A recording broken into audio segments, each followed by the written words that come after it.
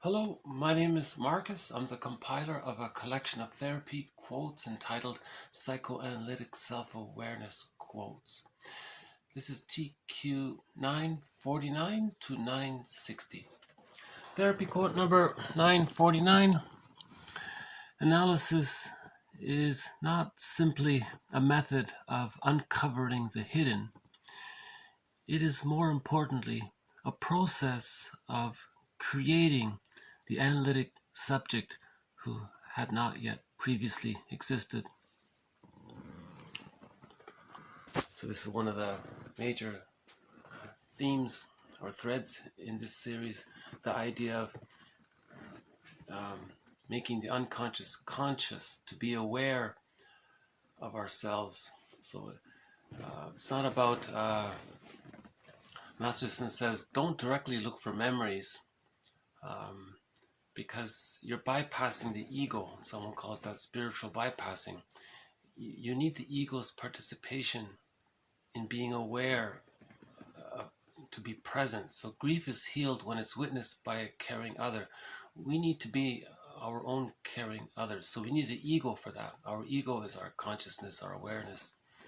Right? So the idea is to strengthen the ego, repair the ego, build the ego. So these models and quotes and reflecting and questions, all of these exercises help to build the ego. So, and then the therapist wants the client, they say, to be aware of the interpretations. So an interpretation, usually a part of it references something that the person knows about himself, and another part of it references how that's linked to something in the past that the therapist sort of sees by inference, and he offers that as a tentative interpretation, sometimes presented as a question. It seems to me that the reason you have this complaint in your life, the way you describe it, it resembles a lot how you describe these things in your past. And that's why in the present, in the here and now, you're doing this. So he tries to link the present, the past, and the present in the here and now. So the present in general, how that is a repetition compulsion of a script or template or schema formed in childhood, and then an example of it can be seen in the here and now.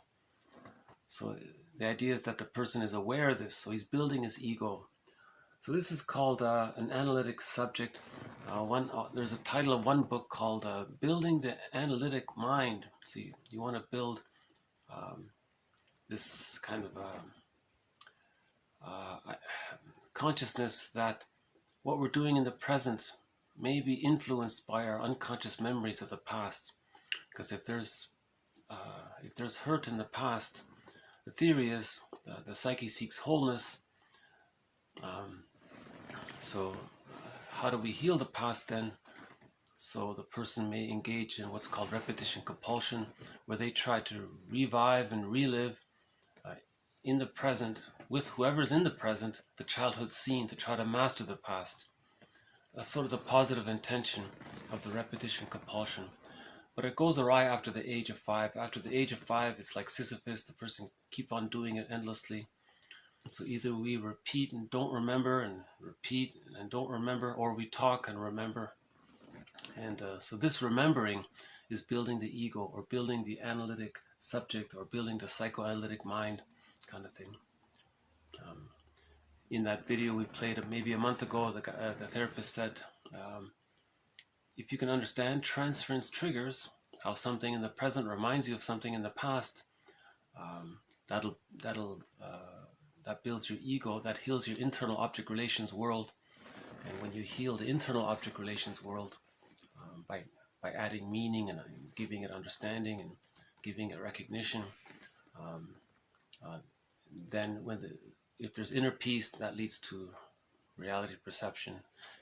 See, if there's inner peace, then more of the unconscious ego can be devoted to the conscious ego, or more of the energy that's invested in the unconscious ego can then move up into the conscious ego, so the person can be more conscious. So someone said the more trauma leads to the ego being submerged. So this submerged ego is sometimes called the unconscious ego, which splits off from the conscious ego. So we have the conscious ego dealing with reality in the external world in the present, but the unconscious ego is further split, and they become the little minds of the memories of our early childhood. So we have a cluster of memories centered around when the mother was loving. So that's the part representation of the other as being satisfying. And now that has like a little, we can think of it almost because of primary process thinking, this cluster of memories, someone called it a fantasized personification or an imago. It's almost like a character. We can almost imagine it, like to conceptualize it. It's like a little person there with a mind of its own, this cluster of memories. It's invisible, we don't see it, we don't know for sure. So there's a satisfying representation of the mother, that's a part representation of the mother, linked to a part self-representation that's satisfied. Okay, so now we have two characters there. We have an image of the mother that's being enticing or tantalizing or promising to meet the baby's needs. Okay, so that's a part of the mother. That's linked to a part self-representation that's tantalized and has high expectations that his needs are going to get met. Okay, and then another part representation of the other is when the mother is not available. That means she's rejecting, linked to a part self-representation that feels rejected and humiliated. So this internal object relations world, Masterson describes it, one form of it, as if the child wants to be himself, to meet his needs, to move towards a psychological birth, the mother's exciting and rejecting, so basically unsatisfying or rejecting. If the child is dependent and needs the mother, the mother's there, she'll offer her love. So the child is rewarded for regression but punished for autonomy. So the therapy process is about adding a new relational unit. So those are three relational units: satisfying other linked to a loved self, so loving other linked to a loved self, enticing other linked to an enticed self, a rejecting other linked to a rejected self. And these three relational units are linked by the affect. Right? So the loved affect, or the tantalized affect, or the humiliated, shamed affect. Right? Now the therapy process is building psychic structure and healing psychic structure. So now, with awareness, we're moving towards adding a new internal part representation of the object, okay, which we're creating with our understanding as a part representation of other through our books and through our reading and through our thinking. So we're creating a part of ourselves that supports our healing, that supports our psychological birth, linked to a part self-representation that's being supported and loved to achieve the psychological birth and to be healed and so on. So we're adding psychic structure. Now with this new psychic structure, this helps to heal the splits. So the other representation as being partly satisfying, partly tantalizing, partly rejecting, these three parts come together to form a whole representation of the other as a realistic, honest one person. And with that, there's reparation of the self. The three-part self-representations come together to form a whole image of the self. Now the whole object is differentiated from the whole self. So when we heal the splits, that allows differentiation. That's called getting the key out from under mother's pillow. The splitting means there's a lot of trauma. So there's an over-attachment to the rejecting image of the mother. When we heal the splits, we can leave the mother psychologically. That's called getting the key out from under mother's pillow. So with differentiation, we know ourselves much better. We're halfway there, right? So in the story by Robert Bly, when we get the key out from under mother's pillow, then we can unlock that. Okay, so just briefly once again. A little boy lost his golden. So in the fairy tale, a little boy lost his golden ball. So the golden ball is a metaphor for the wholeness of our being, a radiant personality. We're alive, we're connected to ourselves, We accept ourselves. There's love there. We're radiant. We're whole. 360-degree personality. So this golden ball is lost from the child, and the child is. So where's the golden ball? It ends up in this cage.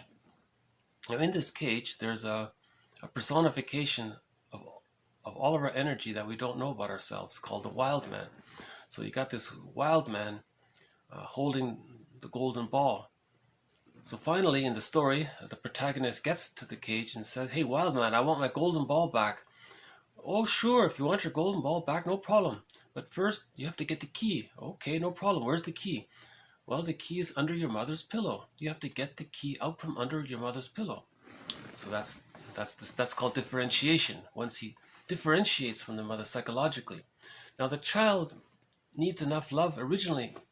If the baby gets enough love from his mother, he differentiates naturally by the age of 3. That's right. If he's not getting enough love from his mother, he's too frightened. If he's too frightened, he needs her more and he clings to her more and he can't leave her and he's overly attached to her. And so he sometimes even identifies with her and becomes fused with her. So he doesn't know who he is and who his mother is. He thinks he's the mother, and so it's more complicated. It's more difficult. So grief is the person doesn't mourn losses if he's identified with the other, and if in later life he needs to mourn a loss, he can't because he is the other. It's like losing himself, kind of thing. So with that anxiety, the child creates this splitting defense mechanism. Okay, mother's all good, or mother's all bad, but the time when the mother's all bad, that's not the mother, that's someone else. So that's a huge distortion of reality. Okay, so to differentiate, to get the key out from under mother's pillow, that person has to heal the splits. That means the person has to consider that when they were a baby, that the mother was more misattuned, right, more frustrating than loving. Thereby, the child had to use the defense mechanism of splitting, and in the last video, he needed to do that in order to feed and survive. He had to create this delusion that the mother was loving, even though she was more frustrating. That's how he survived. So the baby is ingenious that way, of doing that. But this splitting defense mechanism is just temporary. Beginning at the age of 4 months, the split images come together. Those 3 split images come together. And by 6 or 7 months, they're together, allowing the child to differentiate. So he gets the key out from under mother's pillow. But if the mother was too frustrating, then he's still using the splitting defense mechanism. That means in the psychic structure, much of the child's life force is overly attached to the enticing and rejecting part images of the other. So that's stressful. It can cause the person to be kind of manic. He'll project a lot. He'll have extreme opinions. Prejudice comes from there because he'll, in the last video, with splitting, there's projective identification. No one wants to carry around a cluster of memories of the mother being so frustrating. So they may just imagine that some non-threatening substitute other finds some excuse that they're frustrating. Now they've externalized their internal conflict. So the past videos talked about the link between projective identification and splitting. So may I refer you to the last video, TQ 948, talked about that. Okay, so I'd like to think that these models, so Fairbairn's endopsychic structure, which I just summarized. Okay, there's Masterson's model of the relational units. Burglar has a model. All of these models are trying to describe this internal object relations world. Klein says we live in 2 worlds, this inner world, and we have a relationship there. Our life force is invested. Our unconscious ego is relating and has emotional investments in these characters. It's actually trying to heal them. It's trying to bring them together. That's why the unconscious ego projects these characters. One or any one of them can flip them around onto others for the person's own conscious ego to recognize it. That's like creating a mirror. So if the person has all X, all Y tendency, ways of thinking, either this or all strong idealization or strong devaluation, prejudice of course comes from there. Any kind of extreme opinions or very negative opinions. If the humor tends to be dark humor, sadistic, sardonic humor, that's all the splitting. Because with the splitting defense mechanism, that means the child is fixated at the rejection level of not getting enough love to differentiate. The child needs enough love to differentiate. So if he's still using the splitting defense mechanism, that means he didn't differentiate. So the main feelings are anger, greed, envy, spite, vindictiveness, schadenfreude, and so on. Love and gratitude haven't entered the psychological picture. Splitting precludes so much. Splitting precludes differentiations. The person doesn't know himself. Splitting precludes whole object relating. So you don't have that caring, mutual relating going on. Splitting precludes access to the real self. One of the capacities of the real self is that it allows a person a wide range of affect. Meaning that for example, if a person needs to mourn a loss, the real self will allow the person to mourn the loss. So if the person doesn't have access to the real self, they don't mourn losses. So Rinsley says splitting precludes mourning. That can lead to complicated grief, aggravated grief, prolonged grief, chronic sorrow, delayed onset of grief. That can lead to soul loss, burnout, stress on stress, the symptoms of PTSD, and as one person said, to becoming a curmudgeon, not an elder. So the curmudgeon is bitter, miserly, stingy, greedy, irritable. He's still battling with the mother. He never got the key out from under mother's pillow. He never faced it. He ignored it. Or maybe the pain was so great he had to ignore it. We don't know. So Robert Bly says, to get the golden ball, our aliveness, our real self, our genuine self, our true self, we have to get the key. The key is under mother's pillow. That means differentiation. To do that, we have to face the unconscious ambivalence with the mother. That means the splitting defense. That means healing the splits. Another way of saying it is facing the unconscious ambivalence. So then we forgive our parents. We recognize that our parents were caught in their existential dilemma. The parents may have had prenatal distress syndrome. They may have had birth trauma, situational trauma, intergenerational trauma, trauma with siblings, family members, trauma in the environment, trauma while getting their tonsils out, trauma at the dentist's office. There could have been school shock, some forced relocation. So the parents may be what someone said psychologically incomplete, meaning they couldn't offer a secure attachment style. They had arrested development themselves, and they did the best they could. So we forgive our parents because they didn't achieve a secure attachment style, because their parents were also psychologically incomplete. So when we forgive our parents, that means we're facing the truth. The truth will upset you free, as one person said. So that means we're going to recognize that unconsciously we're at least partly angry at our parents. But that's a temporary phase, but that's a good process, because that means we're facing the unconscious ambivalence. So as we recognize the truth, that means we're being honest, we're being a caring witness to our internal object relations world. Okay, we're being a caring witness to our internal object relations world. Grief is healed when it's witnessed by a caring other. We are tasked to be our own caring other. Okay, that's the moral revolution, to heal ourselves. So when we say know thyself, know the internal object relations, that means including knowing the internal object relations world as a part of ourselves. Right? Okay, so the therapy process is not just some magical thing. You go in, the therapist says some magic words and everything's cured. As well, it's not about hypnosis. Like 150 years ago, whatever, they thought, well, let's directly go to the unconscious, hypnotize the person. Then when they came out of the hypnosis, the therapist would report what they said, and the guy doesn't have a clue, so it was useless. So that doesn't work. That means you need the ego, you need the consciousness. You have to make the unconscious conscious. The unbewusst, all that's unknown, we have to make it conscious. Where ego was, I shall be, or where ego was, where id, meaning unconscious energy, where id was, I shall be, or ego shall be.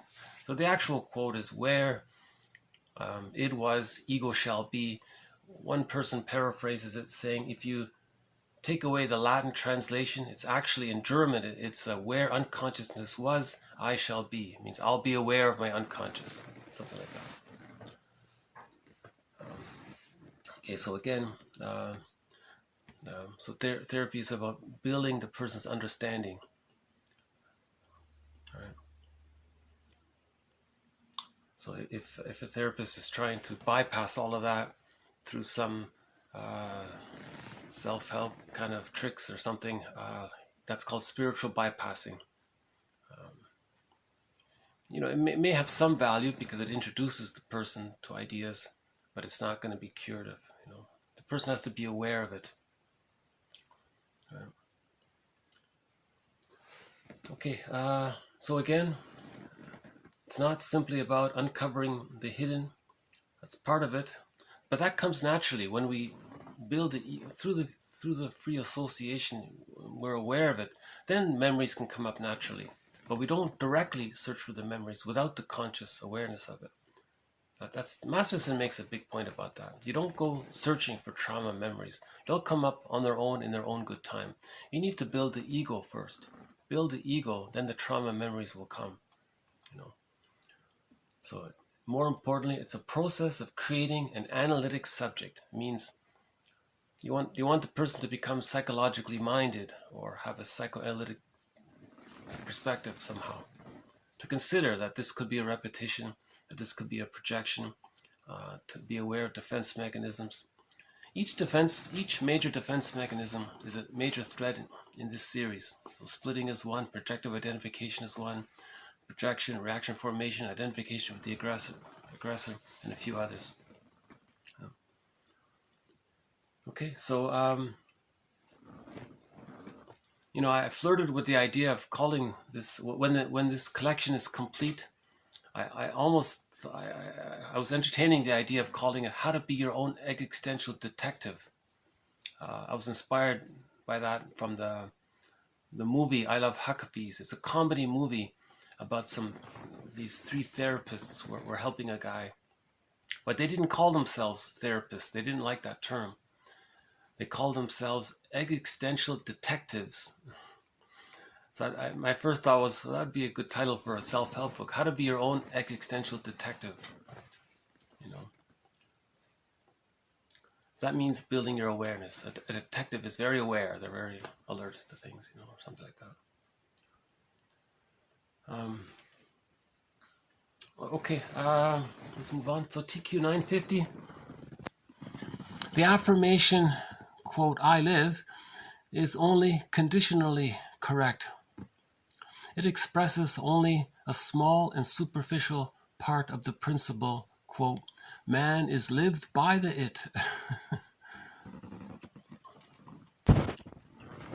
So an earlier video, there were a few quotes earlier from Groddeck. He wrote a comedy novel, or part novel, part satire. It's part novel, part satire, part educational, called The Book of It. The Book of the It, I think. So he's using the word it to mean the id, the unconscious. So when we say id, or he's using it just means all of the energy that's in the bag we drag behind us. So again, Robert Bly's metaphor, so much of who we are gets put into this bag that we drag behind us, including our golden ball, our feeling self, and we drag this bag. So what we don't know about ourselves, or what we had to repress or deny in the process of growing up, so much of who we really are, we had to deny. That got put into this bag. So this bag is a metaphor for the unconscious. Now all of the energy in this bag, we say that's the id, the energy, that's the id. So in the fairy tale, that's the wild man. That's just a personification, a fantasized personification of all of that unused, unlived energy. So he calls it the it. So he wrote his book. Well, no, we're not really living ourselves. We're lived by the wild man, or the it. We're lived by it means all that we don't know about ourselves is still influencing us. So we're lived by what we don't know about ourselves. For example, the repetition compulsion, the arrested development, right? The use of immature defense mechanisms. If prejudice is still there, that's an immature infantile defense mechanism. The baby just temporarily thinks his mother is a goddess or a demon. That's just temporary. By the age of 3, all of that gets sorted out. The mother's a regular person.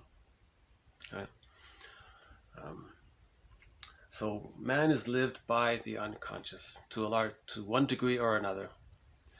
You know, that idea is considered humanity's third narcissistic injury, that there is such a thing as an unconscious, that there is such a thing as this bag that we drag behind us, you know, influencing us.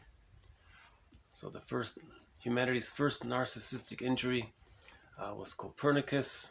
He's the guy that said the earth is not the center of it all. Really? No one wanted to believe him.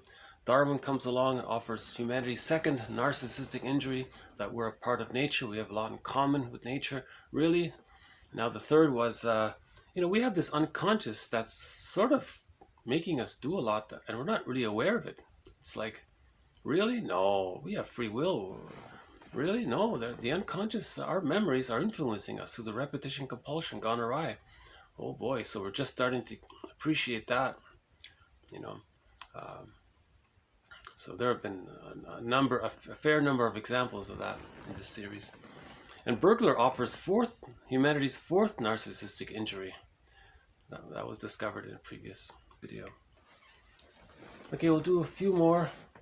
So here's a couple from Althea Horner. Okay, projective identification. Projective identification. The therapist is related to as though he or she actually were the projected self or the projected object. The entire original gestalt of an internal object relation setup is externalized, replicated, and made real in the here and now. So this adds to our collection of quotes on projective identification. So there's the benign use of projective identification. Sometimes two friends are talking and one friend doesn't know what he's feeling, and suddenly his other friend is starting to feel it. Then that second friend says, you know, I'm starting to feel such and such. I'm wondering if you two maybe are also feeling the same thing. And the first person says, you know, come to think of it, I am. How did you know? Well, I think you're interacting with me in a way to coax me to feel this. I'm thinking maybe that's what you're feeling. I am. So it's very benign that way. Or sometimes people do it to get rid of an unpleasant feeling. Misery loves company. If the person's sad, they want their friend to be sad, so they're trying to push their buttons to be sad or something. But now, with psychic structure, if there's a part of ourselves that we really don't want to admit, if we don't want to admit all that unconscious anger towards the mother, then we find a non-threatening substitute other, someone who's safe, benign, just minding their own business, doing nothing to you, but they're safe, they're non-threatening, and suddenly you say, aha, that person is so terrible. By doing that, the person, at least in the moment, has the fantasy that through magical thinking, that he's externalized, okay, through projective identification, that the image of the frustrating mother is now out of him. Or what he's doing is he's trying to communicate to his mother that he's angry. Okay. Now, this non-threatening substitute other is not the other person's mother, so it's a secondary delusion. But the template for this stems back in babyhood time. The baby was distressed. He sent out his feelings of distress to this orbit around him, to the mother around him, wanting the mother to identify with it, to receive it, to accept it. Now, normally the mother accepts it, digests it, and the baby calms down. But no one in the adult version of this repetition compulsion, no one can do that. No adult can be that person's breast mother for what they needed decades in the past. You can't go back in a time machine to get what you needed or to undo what happened. It's past. You can't change the history. But the repetition compulsion is it's stuck, not getting enough love from babyhood time, so it's trying to externalize their bad feelings or their bad traits or what they don't know about themselves onto others. And the other person can't respond, so they're going to keep on accusing the other person of being bad or somehow. So that preserves the splits. Okay, that means that they're preserving the unconscious ambivalence with the mother. Okay, that means they're refusing to get the key out from under mother's pillow because they're way too attached to the rejecting image of the mother, and they're projecting it outward, and they're being kind of a pseudo-aggressive. It's falsely or wrongly aggressive to a non-threatening substitute. They're really trying to express their own feelings of when they were a baby towards their mother. Now they're older. Now they have a chance to express their baby feelings towards their mother through the non-threatening substitute other. So prejudice comes from there. Right? So projective identification. So the therapist is related to as though, okay, he or she actually were the projected self or object. Okay. So the projected object is the part representation of the mother as being either rejecting, tantalizing, or satisfying. So one of those three. So the therapist will be seen as, oh, he's so amazing. Oh, he's so, or she's so seductive. What's that about? Or that person's so rejecting. So they'll project one of these three imagoes onto the therapist, right? So this gestalt, this original setup, template, stencil, script, this memories fixed there, frozen there, this script, record, this internal object relations setup, okay, all right, is externalized, replicated, repeated, and made real in the here and now. So he's reliving it. That's the repetition compulsion gone awry. Now sometimes the person projects the part self-representation. Now these three part self-representations mentioned earlier, okay, so there's the loved self, there's the tantalized self, and the rejected self. Sometimes the person might project the rejected shamed self onto the therapist. They identify with the rejecting parent and then do to the therapist what the mother did to him to communicate that that's what the mother did to him when they were a baby. It's a negative magic gesture. So again, the projector will see the therapist as some devalued way. He'll find some excuse, he'll make it up, doesn't matter. Pick any little reason. He doesn't like his shoes. He'll just say it doesn't matter. Yeah? Just make up any excuse. Now he thinks, okay, that person is no good. Now they identify with the aggressor. Now they're going to put down the therapist the way the mother put him down. Now unconsciously, he's doing this repetition compulsion to communicate to the therapist, hey, look, therapist, see what I'm doing to you? That's what my mother did to me. Can you make me aware of this? That kind of thing.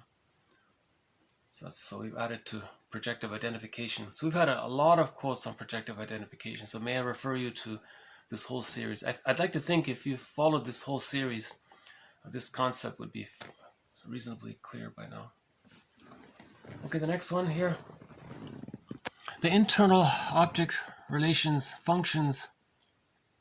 Okay, the internal object relations function. They function as a kind of template that determines one's feelings, beliefs, expectations, fears, wishes, and emotions with respect to important interpersonal relationships. Intrapsychic imagoes are not exact replicas of early experience. They are constructed by the very small child with their limited cognitive abilities and desperate use of immature, infantile, or quote, primitive defense mechanisms. So the baby's desperate. He's got to find a way to love his mother. If the mother's so frightening, how does he safely feed and safely nurse at the mother if she's so frightening? So the baby, okay, he'll hallucinate. No, the mother's good. The reality of her being bad, that's not her, that's someone else. That's the splitting defense mechanism. Now these images, the mother being loving, love it being frustrating, they're wildly exaggerated due to primary process thinking. Now the baby has a limited cognitive abilities, so he can't think really yet. So his memories are mostly based on images. Now, because of the baby's small size, from their perspective, the mother's like a giantess in the nursery. So if this frightening giantess is so rejecting, the image there is like a frightening monster, maybe. It's exaggerated because the baby's feelings of anger towards being rejected is infused with this image. The image morphs or changes because they're still in the state of fusion there. So one theory about these images of the mother being refusing or rejecting or tantalizing is in myths and fairy tales. So the main psychological motif or pattern in myths and fairy tales is the defense mechanism of splitting. In a fairy tale, you have the good fairy godmother and the helpful creatures. Then you have the frightening animals, and, right? And or the bad witch. In mythology, you've got the good goddess and the demon. That's the splitting defense mechanism from the point of view of the baby. That's the baby's experience and understanding of his mother when the mother's being frustrating. That's how the baby thinks. That's the theory about myths and fairy tales. So myths and fairy tales are true on the inside. They're trying to describe the internal object relations world. We live in two worlds. So myths and fairy tales are trying to tell us how we're living on the inside. Now, splitting is arrested development. So most myths and fairy tales are talking about arrested development. Long ago, that was the therapy modality, the way to talk about therapeutic issues. The way to talk about these defense mechanisms was through these stories. Now we're using jargon, but in the past we just had these stories. Okay, so again, internal object relations world, it's like a template, she says, a script, a schema, right? It determines our feelings, beliefs, expectations, our needs, fears, wishes. So much is there with respect to our original relationships with our parents. Now these imagoes, intrapsychic imagoes, we call these internal objects. Fantasized personifications, imagos, internal objects. It's all the same, right? Okay. Now they're not exact replicas of the early experience. So in the unconscious, in the baby's dream world, unconscious world, it's not a picture of the mother. The baby never even saw the mother. The baby was just relating to the breast in the very beginning. So the baby just fantasizes onto the breast based on his angry feelings or loving feelings. If the baby's loved and soothed and comforted, the baby creates this image of the breast mother as being this goddess. So it's wildly exaggerated. Okay? The baby's small size, limited cognitive abilities, and the desperate use of the most primitive or immature defense mechanisms. The baby is very limited, so he has to use the most desperate mechanisms. So splitting is considered an infantile immature defense mechanism. By the age of 3, splitting and projective identification, reaction formation, magical thing, all that, identification with the aggressor, all that is meant to be existential hearsay. They were just temporarily used to help the baby get through that rough time, because humans come out of the womb too early. So to deal with the anxiety, no mother can replicate the womb life for the baby. So to deal with the immense anxiety, persecutory anxiety, annihilation anxiety, that's in the first 6 months. Okay, then you have the depressive anxiety. The baby doesn't want to hurt the one he loves, because now he's recognizing that the mother's one person, not two people. So there's a lot of anxieties there, and with the earlier anxieties, you have splitting and projective identification. With the latter anxieties, the depressive anxieties, the person's more emotional and hysterical, that kind of thing. Okay, let's do one more here from Horner. The more narcissistic the client, the greater the client's need to regard the therapist as a self-object, and the more likely the chance that the client will experience the therapist's introduction of material about himself as an intrusion or abandonment. So this, so by the way, this series doesn't involve the work of Jung and Lacan and Freud and Kohut and Adler. We're not including these, but with the exception of this phrase self-object from Kohut. So he says in the narcissistic pattern, because the fusion is still there. Remember, from birth to 6 months, that's called the stage of fusion or symbiosis or undifferentiation. Now, if there's trauma there, one of the patterns that come out from this is the narcissistic pattern.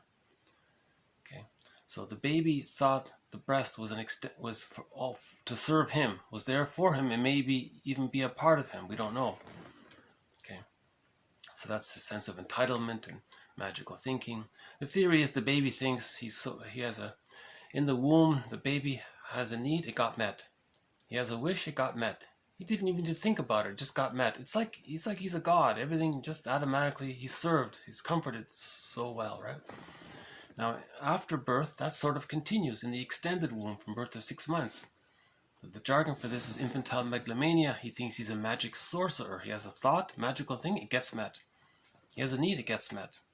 Okay, so the breast is there, it's for him, it's there to serve him. So the narcissistic pattern, okay, in adult life, chronological adult life, they think others are there to serve them, feed them, take care of them, right? They're entitled.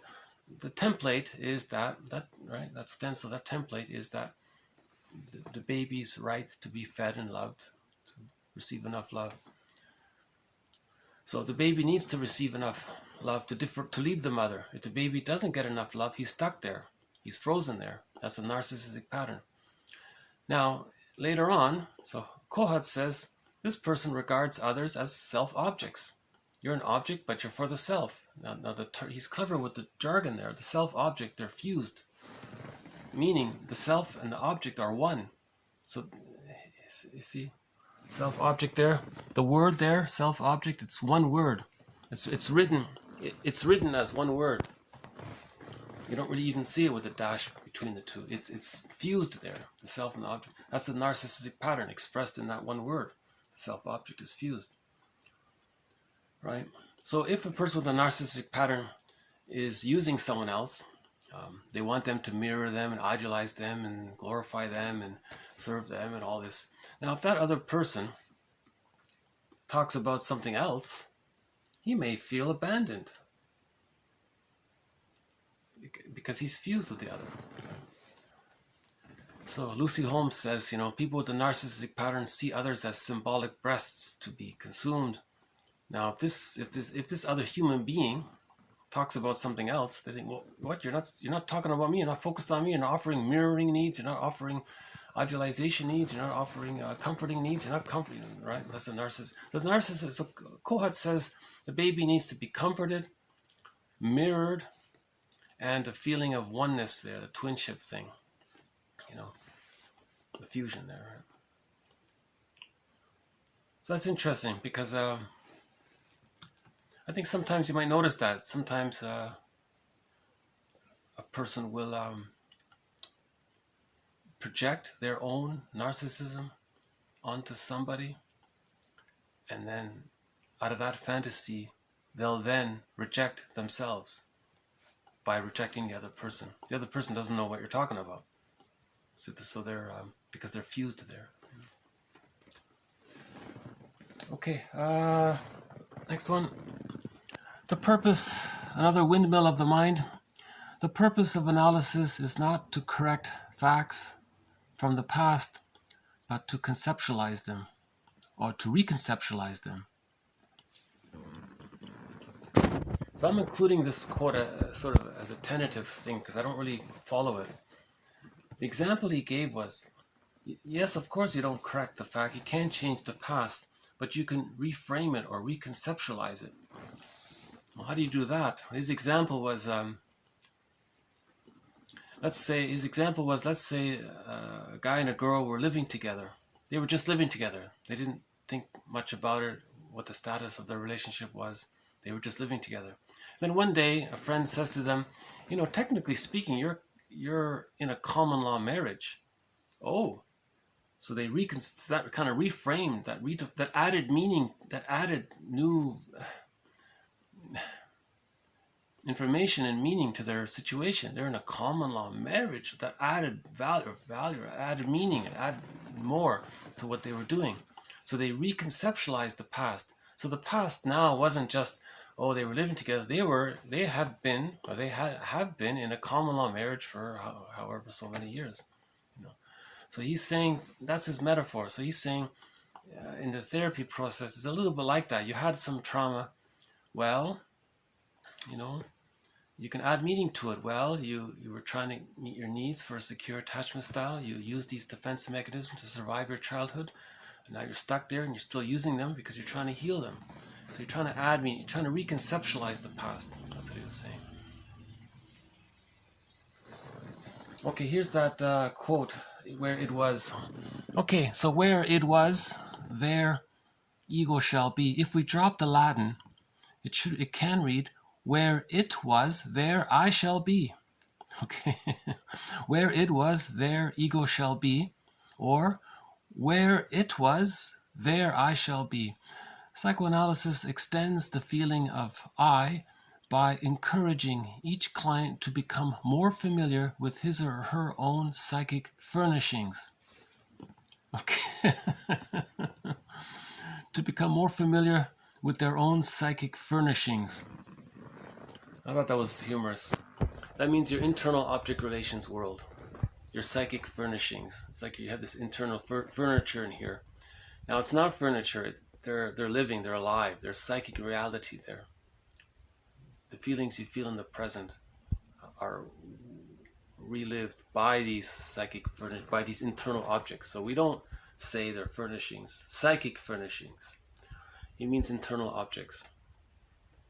So if we become more aware of these models, then the feeling of I, the feeling of consciousness, the feeling of ego expands, right? That kind of thing. I think we have one of the crows here. No, oh, he just flew off, huh? Oh, there he is on the ground there. So we might see him. We might see him come back. You know, we haven't seen the blue jays in a while. Hope they're okay. Okay, next one here.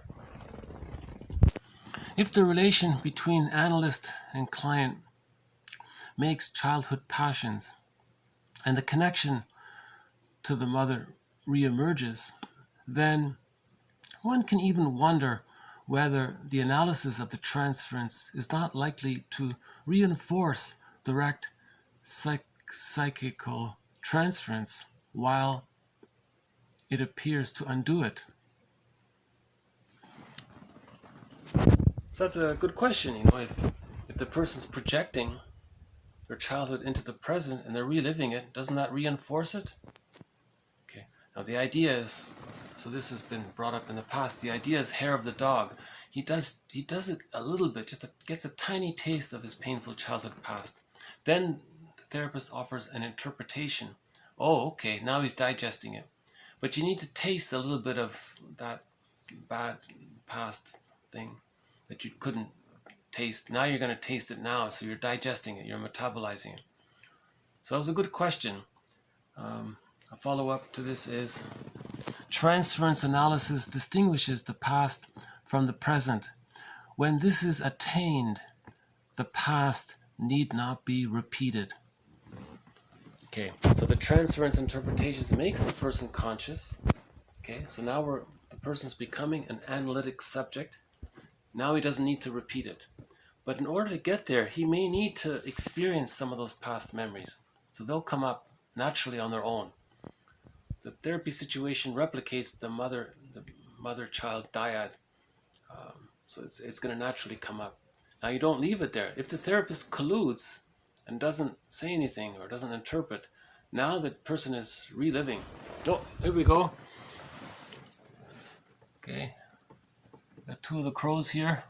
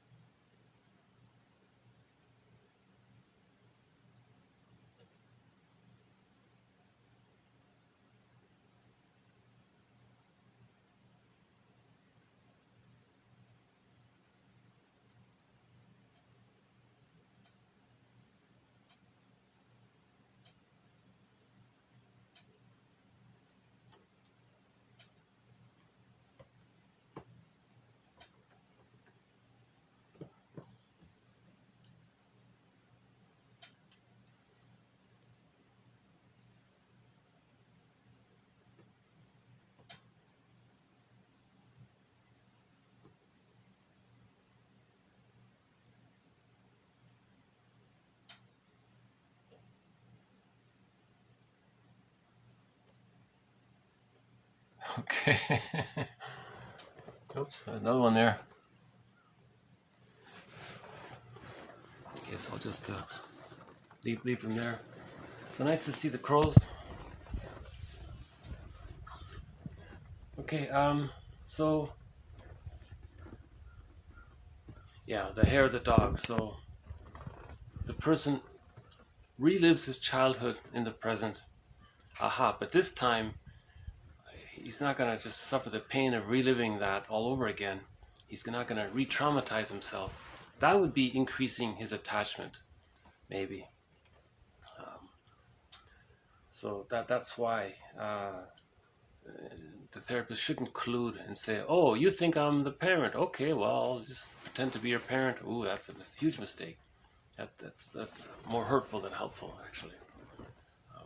Because remember, we're trying to build a person's analytic mind. We're trying to make him an analytic subject for himself. We're trying to help the person become their own existential detective.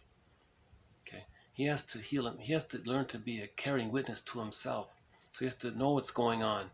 So these interpretations are helping us to know what's going on. Okay, I've got next one's a heavy topic, so I'll just keep it brief. I haven't at all discussed this. This is the first mention of it after 954 quotes. This is the first time this topic will come up. So I'll just keep it brief. Okay, depression. 1944, Melanie Klein says, in summary, it's due to rage toward the frustrating mother. Okay, rage toward the frustrating mother is intrapsychically undone through self-punishment by the incorporated bad mother introject. Okay, we're still there. Oh, okay, I think I lost the. So I think the general idea from long ago is that mother was rejecting and frustrating. Now the child identifies with that, and then he does that to himself. Now he's angry at the mother, but now he's become her. Now he's angry at himself. That leads to the depression. So we often say depression is anger turned inward. Inward, that's what it means. It's anger towards the mother, but the person has become the mother so much so that when they were a baby, they had to identify with her thoughts, to have an attachment to her. The baby does this thinking he's got to master this trauma of the mother being so frustrating, so he becomes her, to have a connection to her, but now at the same time he's angry at her, but now he's her, now he's expressing his anger towards her, but it's going to himself, that kind of thing. Something like that. It's not a thread in this series. Complicated grief is a thread in this series. This more serious topic, I don't really, I can't cover everything, but this series covers object relations theory, the work of Fairbairn, okay, and some of his followers, Guntrit and Solani, okay, the work of Margaret Mahler on the psychological birth, the work of Melanie Klein on splitting projective identification, and the positions, different positions. Okay, the work of Masterson, his model, and his approach, Edmund Burglar's theory, and the work of Karen Horney. Those are the main mentors in this series. That covers some good ground there, I think. So some of these more serious topics, I'm not a professional, so I decided I'm not going to go there, really. Okay, okay, next one here. Okay, what does the therapist do? Number one, he identifies the defenses. Okay, number two, helps the client grasp the purpose of these tactics, for example, avoidance of anxiety. And three, clarifies the feelings being defended against and avoided. Okay, so this is considered sort of one of the main rules of the therapy process. First, you notice the defense mechanism. Identify the defense mechanism first. Then you say, well, okay, all defense mechanisms are used to deal with anxiety. Step 2. Now, what is the anxiety? Now you look for the underlying emotional conflict. So don't bypass that. You don't jump to the emotional conflict. The person will just be more resistant, probably. First, you notice the defense mechanism. Notice that it's a defense against anxiety, and then you clarify what feelings are being defended against and avoided. So the maxim is defense before content, in other words. Okay, the therapist's task is not to force certain affects or demand certain behaviors from the client, but rather to help the client learn about one's strategies of reacting to others and to oneself. The issue is not what secrets the client has, but how they became secrets, and how, as well as how and why they remain secret. Again, the issue is not what secrets the client has, but how they became secrets, as well as how and why they remain secret. Okay, again, so this is respecting that the client is using these defense mechanisms because he learned to deal with, because he learned that this helps him with his anxiety and he's stuck there. So you have to respect that. So the therapist doesn't say, oh, get over it, or feel this, or do this, or no spiritual bypassing, or don't do this. Okay. Rather, let's help the person understand the strategies he's using with himself and others. So those are his defense mechanisms. Okay.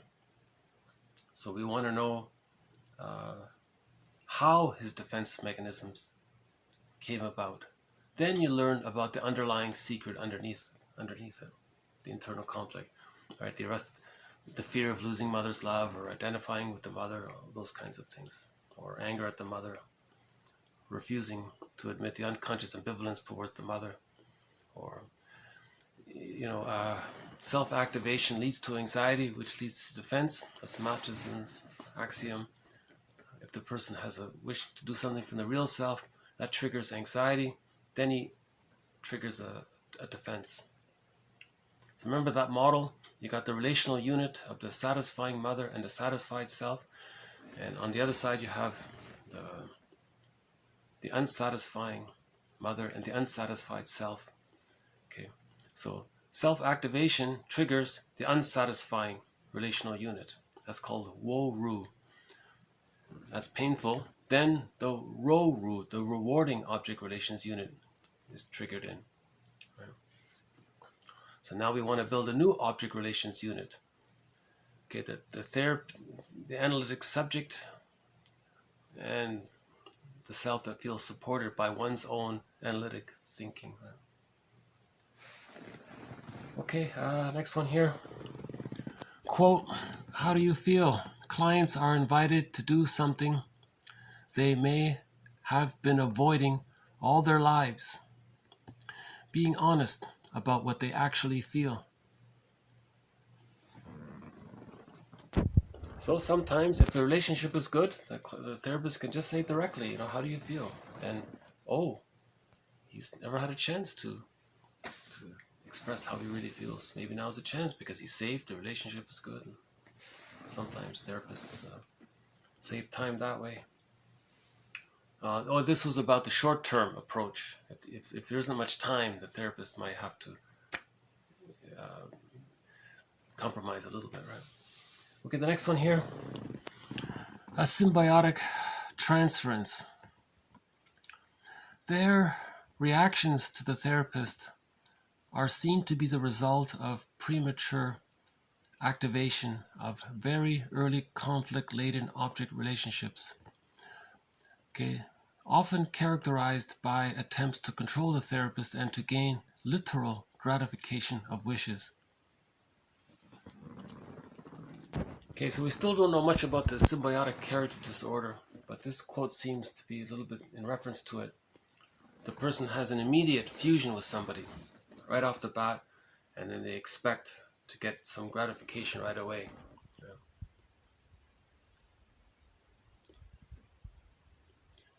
I think what he was saying was, in the therapy session, after some time, this may come up, symbiotic transference, the fusion with the therapist.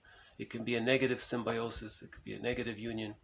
Any dysfunctional marriage is based on a negative symbiosis, so they're arguing all the time, that kind of thing. Yes, it's a power struggle, the wish to control the therapist. So there's that power struggle, hiding behind power struggle, hiding behind conflicts as a character defense, hiding behind power struggles as a character defense, as part of the symbiotic character disorder. Any arrested development prior to the age of 6 months, there's still that fusion is still there. There's unresolved symbiotic needs met. Person with the narcissistic pattern just identifies with the aggressor. He's fused with himself. So the narcissistic pattern means that the self and the object are fused, like that word, that Kohat's word there, it's fused. In the myth, you have the character narcissist staring at his reflection in the water. That's a metaphor for the fusion of the self and the other. He's one there. He's looking for his mother. He sees himself. He's fused there. And he's constantly, and he's fixed looking there. And he's always looking, he's stuck there. So that image sort of conveys the idea of the fusion between the self and the other.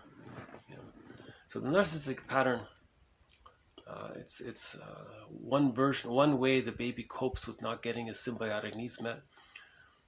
The hostile provocative attachment style, the person is trying to get someone else to meet their symbiotic needs, which of course can't be done after the age of 5. That's why they're angry and they're hostile and they're provocative. They're trying to say, hey mother, look, I need enough love from you in order to be myself, and you're not giving it to me, so he's angry that way.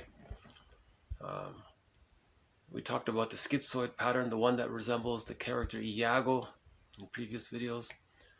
And there are a few other patterns that come out when there's arrested development during that symbiotic phase.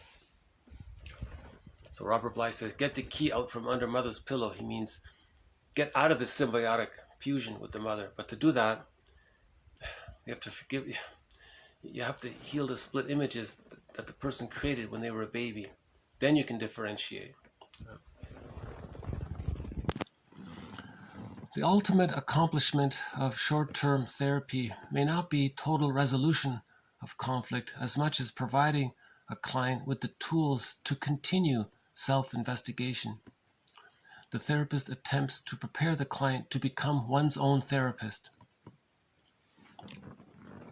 Okay, so similar to the first quote here. The therapist wants the client to become his own therapist, right? And that's why that's why the client is meant to be conscious of what's going on, so he can continue the exercise himself. If the therapist helps the client to own a projection, later in life he can own his own projections himself. Right? Work with transference is compromised by object need. Difficulties in transference analysis often relate to the emotional wear and tear involved in focusing on the client-therapist relationship as opposed to one's past. The gratification attained in supportive therapy without a transference focus may be such that neither client nor therapist may wish to subject their relationship to scrutiny. Maintaining an unexamined relationship may be a defense against the anxiety involved with its analysis. So he was saying there are some cases where the person doesn't want to become his own therapist. He doesn't want to build his consciousness. It's too anxiety provoking. So in that case, they use what's called supportive therapy, or sometimes called hand-holding therapy, just to get the person through a period of time. So there's no consciousness recognition there. The person's not going to be aware of his childhood traumas. He's not ready yet. Maybe later on he can come back to do the analytic approach, but sometimes the person's not ready. So the psychotherapy is generally divided into 2 branches: the supportive type, the hand-holding type. They're there now, but there's no understanding of it. It's just to comfort you. Buy some crystals, or eat some yogurt. It's Robert Bly's joke. Eat some yogurt, and then Or the analytic approach is doing the shadow work, right? Getting to know the stranger within.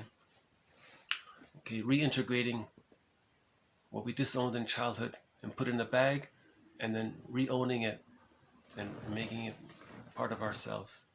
Right? Looking for that golden ball that's in the bag, getting the key out from under mother's pillow, healing the splits, facing the unconscious ambivalence with the mother in order to heal the splits, and so on. That's the analytic approach, right? Healing the past, right?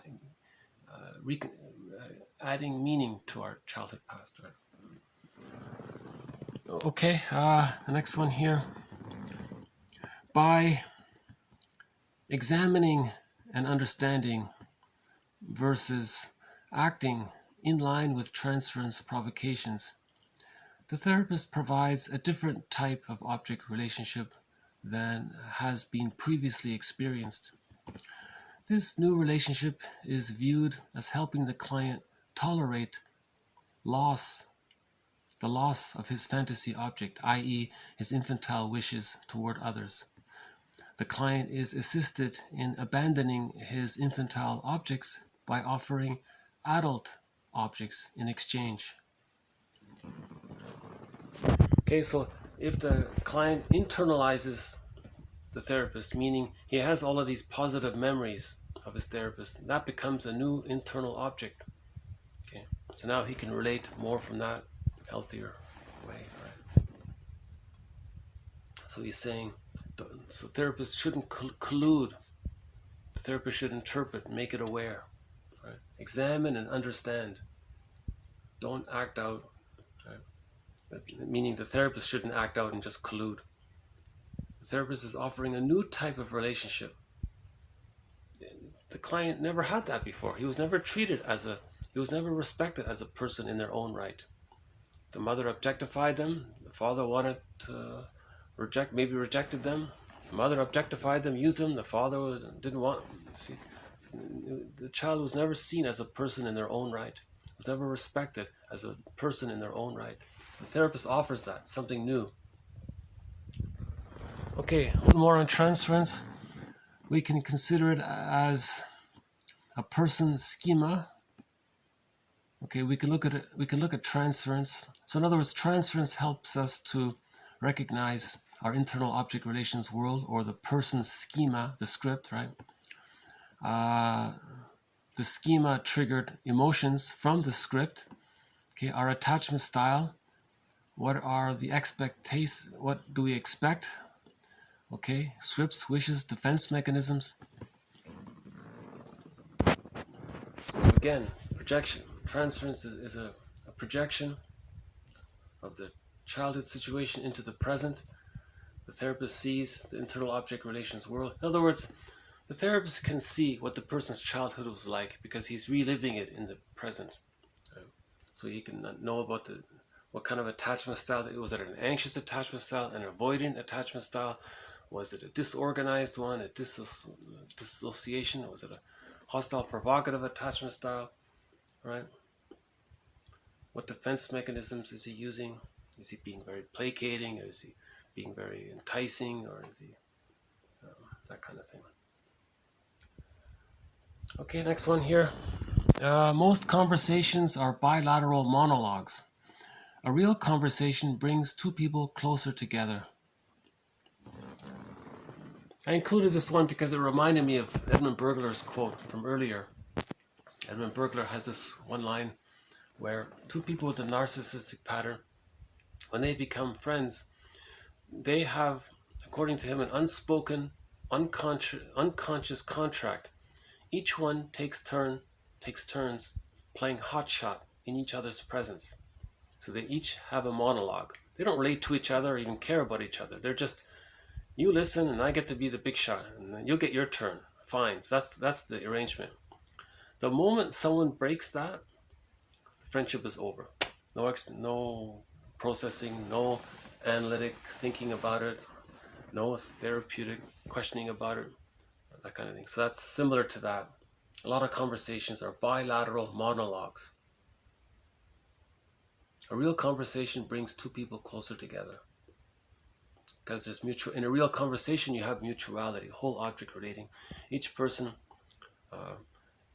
is reflective and considerate that the other person may be feeling something, may be going through something, and both sides are keeping that empathetic perspective for themselves and for the other. Rosenberg has this thing called making I statements, you know. So that was in an earlier video about making I statements. Okay, one more on transference. Transference is a projection. The client's inner and unconscious relations with his first love or life force, cathected or bonded objects are externalized. Okay, so transference is a projection. So the child was bonded to his mother and to his father and others. Okay, so that's the life force. So cathected means emotional investment. The child was emotionally bonded, invested, attached to the mother. That's cathected. So he's bonded there.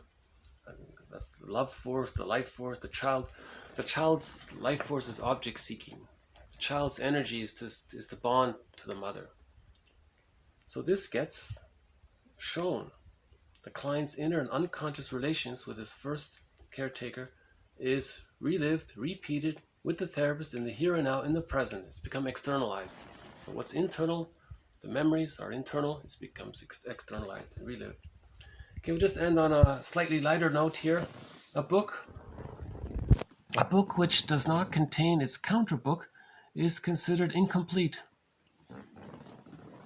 That would reminded me about the bag we drag behind us. When we say know thyself, know the conscious self and know the unconscious self. So that might be the counterbook, right?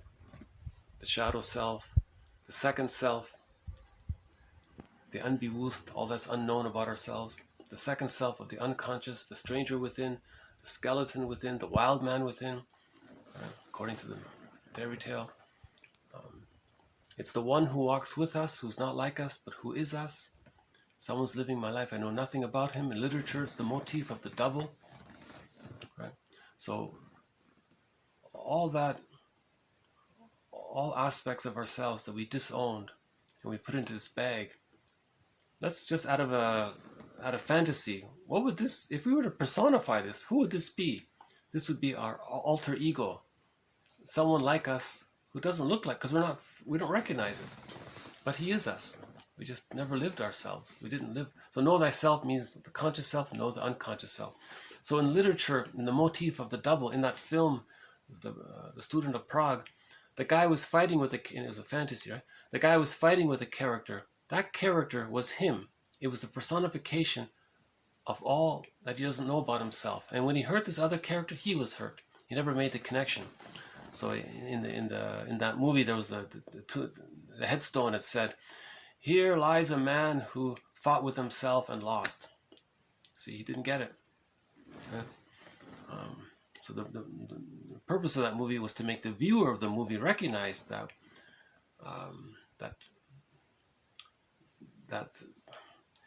for example, if we had different parents, we'd be different people. If we were loved properly, we'd maybe be different. We'd be more natural, or who we really are. Now all that energy gets put in the bag. Now it's unused. It gets distorted, and we don't know it. And so the feelings, the anger's in there, so it can be a wild man or disorderly, you know. So that's why when we own something that we don't know about ourselves, it's bit by bit, you know, it's gradual. You can't just suddenly reclaim everything that you don't know about yourself. The ego couldn't handle that. So the more you build the ego, the more you can reintegrate. Okay, so all of these quotes add to previous material. The main theme here has been on transference. Okay, so we'll just play the theme song to this series. The theme song is the German cover rendition of Windmills of the Mind, as sung by Katja Epstein.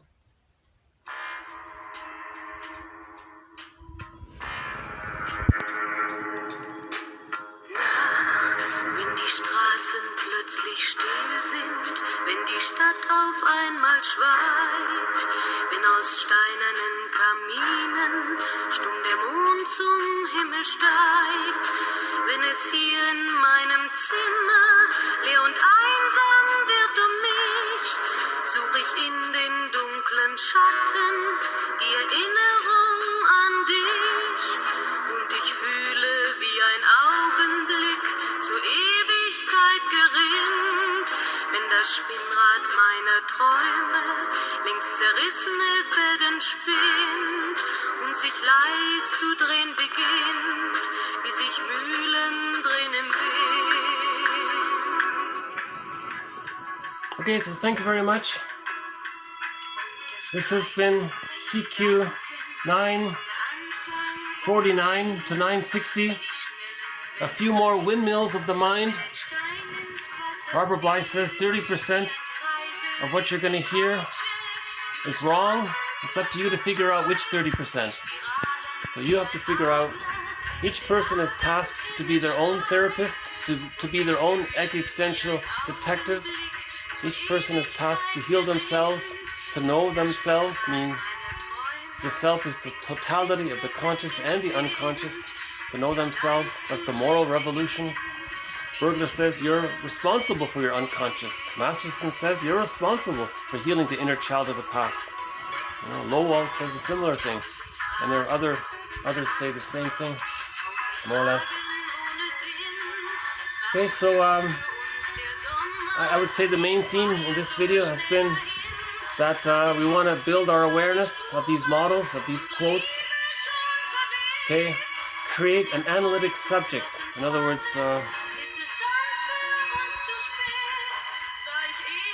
these models give us an approximation of maybe what it might be like in the internal object relations world. It's all by inference. It's just maybe in 100 years from now we'll have a new model, but at current this seems to be the best model that we have. Object relations theory, Masterson's model, Fairbairn, Bergler, Karen Horney, Melanie Klein, okay, Margaret, and missing one here. Margaret Mahler, Melanie Klein, Karen Horney, the three ladies, James Masterson, Edmund Bergler, and William Fairbairn. So these six, to my mind, offer the sort of the best that we have, I think. But they'll be updated in the future, I'm sure. Just like these six theorists sort of updated previous knowledge. Right? So we're constantly becoming more aware of ourselves.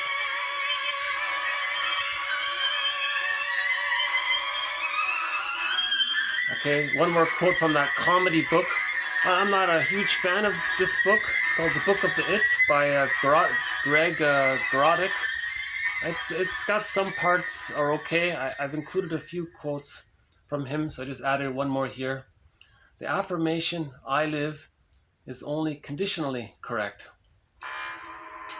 It expresses only a small and superficial part of the principle, man is lived by the it. Man is lived by the it. We're lived by this second self. This second self that we don't know about. It's living us. It's making us go through the childhood motions. We're reliving. We're repeating the childhood situation over and over again. Bergler's metaphor, every neurotic carries a record, one of these LP long-playing vinyl music disc records.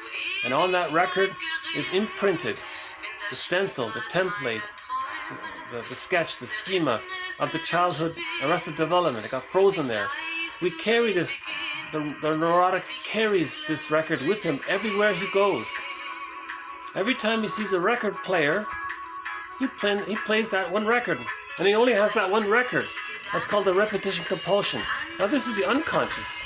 This record is the it. Man is lived by the it, this record. We're lived by this record. It's the repetition compulsion gone awry. We're doing the same thing over and over again.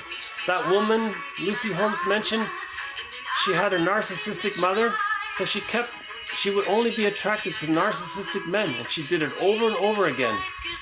And she just kept doing it, the same kinds of guys in one form or another.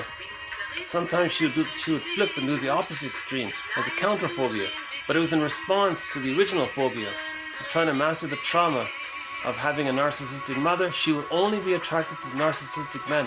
She kept doing it. So when she became aware of it, she got the key out from under mother's pillow, okay, and then she achieved her own psychological birth, and then was capable of mutuality. So she had to heal first, right? One more on projective identification. Okay, this one conveys the idea of the internal object relations setup, template, scripts, schema, the record there.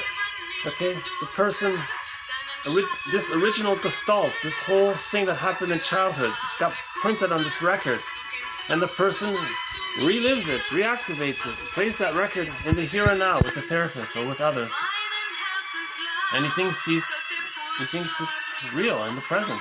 He's just repeating the past in the present. Right? So repetition compulsion is sometimes called pathological repetition. Okay. Again, the baby thinks in images, so these clusters of memories, which become fantasized personifications, which we sometimes call imagoes, they're wildly exaggerated. The mother's a goddess or a demon. Whoa! But the baby's doing that. The baby's ingenious to do that. So he survived his childhood. So Alice Miller says the drama of the gifted child. The child was gifted to do that. Right? The one about the Heinz Kohut. So Kohut is not a thread in the series. Just on occasion, his most famous phrase is self-object. That was clever. He put the two words together. That's the narcissistic pattern. The self-representation and the representation of the other are one. They're fused. It's a self-object. So others are the extension of themselves. Like from the baby's point of view, the mother was an extension of him, kind of thing. Apparently he's got a lot of followers here. A lot of people read Kohut's work. It's sort of stuck there. You're not really advancing.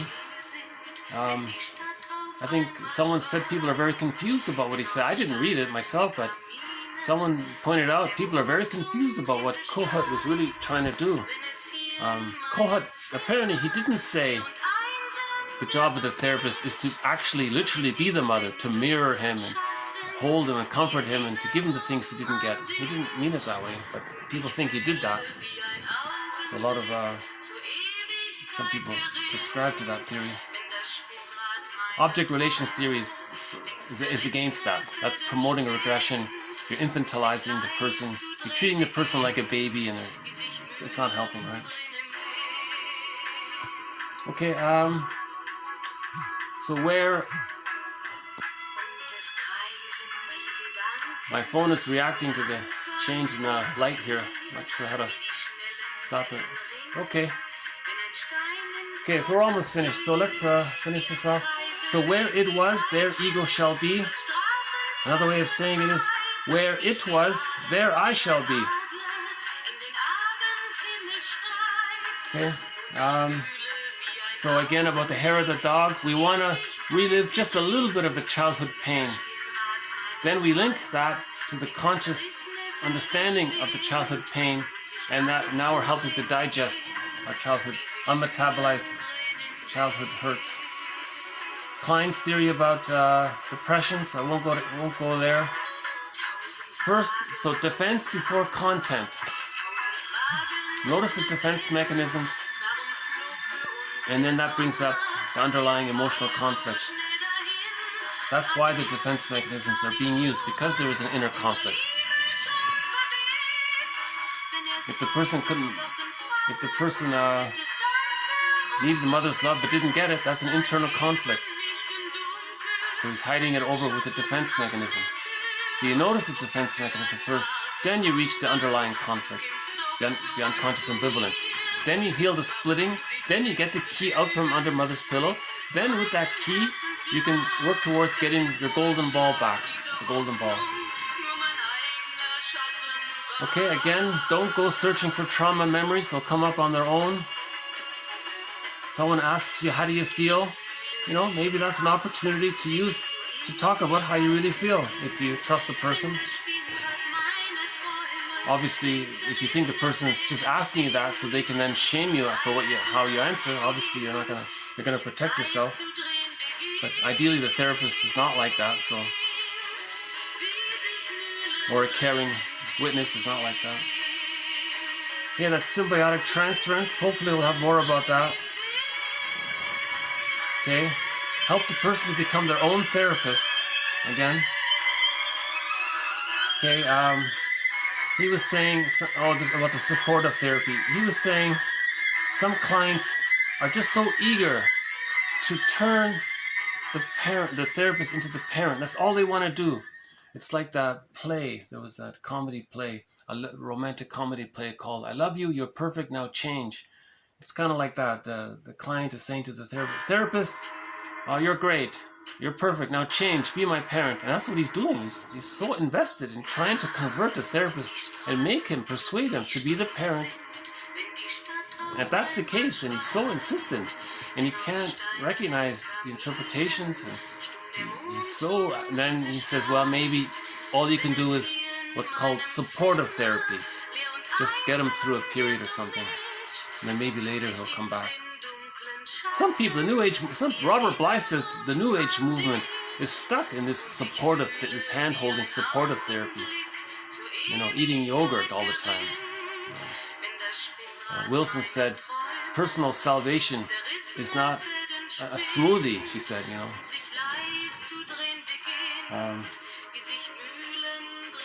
Okay, the other one here is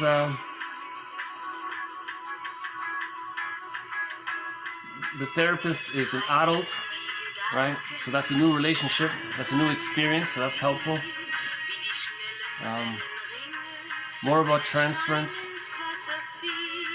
Many conversations are bilateral monologues. A real conversation brings two people closer together. That's really maybe schools should teach people about how to have a real conversation. Teach people about I statement. Marshall Rosenberg spent his whole life touring the world teaching people just one thing, one little exercise. He spent his whole life. It's kind of like a repetition compulsion, maybe. He spent his whole life teaching people. He would take people on a residential retreat, apparently, for 9 days and spend the whole 9 days. Oh, hold on a sec. There's the fox. We haven't seen him in such a long time. I don't know if you can see him, but at the driveway there's the fox hopping along, doing the foxtrot. Can you see him? He's sort of his fur has the same color as the grass, so I'm not sure if you can see him. But if you look at the gravel there, where the driveway is, that's the gravel. Just about a couple of feet, now he's walking. There's the fox, right? There he goes. Okay. He's doing the slow foxtrot there. Geez, we haven't seen the fox in such a long time.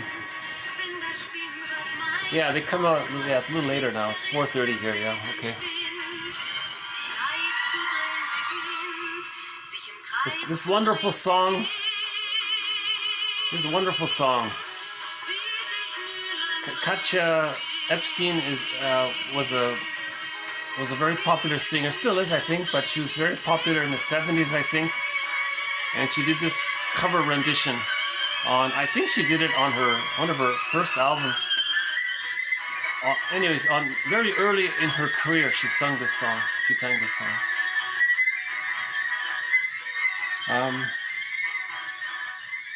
Okay, and the idea about the book here. Okay, so a book which doesn't contain its counterbook is considered incomplete. That's like saying a person who doesn't recognize his counterperson, his second self, his shadow self, the secret self, is incomplete. We're incomplete if we don't re-own and get to know the stranger within. We're incomplete. We're incomplete. Just like a book should have another book that covers what the first book didn't talk about. Something like that. Okay, so I guess I'll just leave it here unless... You know, it's interesting. We got the crow, we got the fox. If the blue jay suddenly makes an appearance, we'll have all three, right? So the blue jay comes from Shirley Temple's idea that the bluebird of happiness is within. So remember that golden ball that's in the bag. Inside the golden ball is the bluebird of happiness, a symbol of joyful feelings and aliveness of affect, feeling emotionally free. The firebird is in the bag, is in the golden ball. That's feeling animated, that's feeling... there's a book called Heart Math. They said that if you time the beats, your heart beats, so if you start with the first beat to the second beat, what was the speed between the first beat and the second beat? What was the rate, the speed rate? How fast was it? Now if you measure from beat 2 to beat 3, what was that speed? And then from 3 to 4, what was that speed? The more even the speed is between the beats, the closer you are to health and being aliveness in your heart chakra, the heart center, or the I think it's called the heart chakra or something. Interesting. But that might come naturally. I'm not sure if someone can manipulate that. I don't know. If you feel your internal object relations world and you're not stressed, then maybe the rhythm, we're more in that rhythm in ourselves. So maybe the metaphor for that is the firebird. The fox comes from the indigenous tale. Just quickly, in the story, a wise old woman told the guy that he's got to go into the forest, search and search in the forest for this wounded fox. Bring it home and nurse it back to health. When he did, the problem that he had in his family got solved. That was a metaphor for when you heal the stranger within. When you re-own and accept something that you denied, okay, then your external life is better.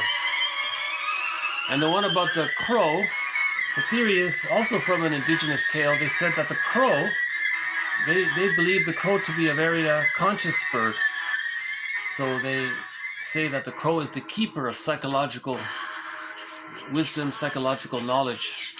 And the crow, if you do look at their expression, they do seem very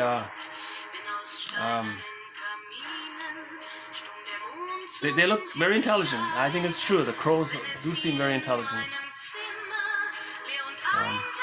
So there are the three companion animals in this series: the crow, the blue jay, and the fox. The mentors in this series, we mentioned already: Karen Horney, Margaret Mahler, Melanie Klein, Edmund Bergler. Now those four, apparently they're all from Austria, Hungary, and Germany. Fairbairn, I think, is from Scotland, and Masterson, I think, is from Pittsburgh or something like that. East Coast somewhere, I guess. So those are the six. Never mind where they're from. I think their work is,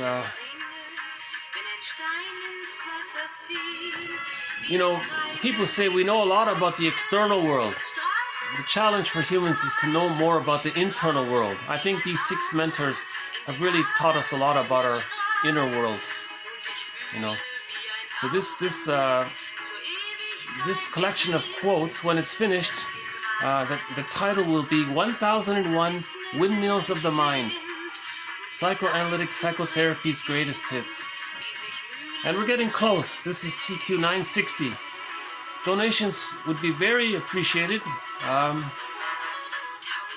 So I did receive 2 donations, so I thank the 2 of them.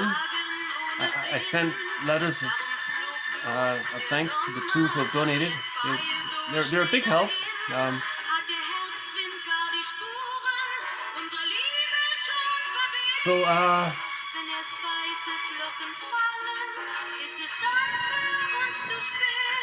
You know, we covered a fair bit of ground, I feel. I feel like at the beginning I wasn't clear about Edmund Burglar's theory. Now I think it's become a little more clear. And we weren't that clear about Melanie Klein's theory. Now that's a little more clear. The same with the other authors. So those 6 mentors, when we started, or when I started, or when the series started, there were a lot of question marks. I feel like now there's a little more clarity. Melanie Klein says there's never perfect integration. Nobody ever achieves perfect wholeness. It's impossible. It's theoretically possible, she says, but in practical reality, no one ever really achieves perfect wholeness. Humans come out of the womb too early, so we're bound to be hurt some way by that. Okay. Katja Epstein is reaching the final few notes of the song here, so we'll end it with the screechy violins at the end. Okay, thank you very much. This has been TQ 941 to 960. More to follow. Thanks again. Bye for now.